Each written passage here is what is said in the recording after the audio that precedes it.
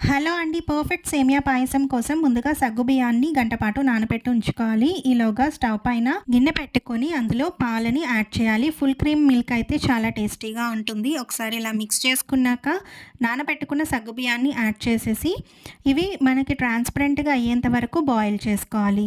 ఇలా ట్రాన్స్పరెంట్‌గా బాయిల్ అయ్యాక ఒక కడాయిలో 1 స్పూన్ వరకు నెయ్యి యాడ్ చేసుకొని డ్రై ఫ్రూట్స్‌ని ఫ్రై చేసుకొని పక్కకు తీసి పెట్టుకోవాలి. అదే ప్యాన్‌లో సేమియాని కూడా బ్రౌన్ కలర్ వచ్చేంత వరకు ఫ్రై చేసుకోండి. అలా ఫ్రై చేసుకుంటేనే సేమియా అనేది ముద్దయిపోకుండా పర్ఫెక్ట్ కన్సిస్టెన్సీలోకి ఉంటుంది.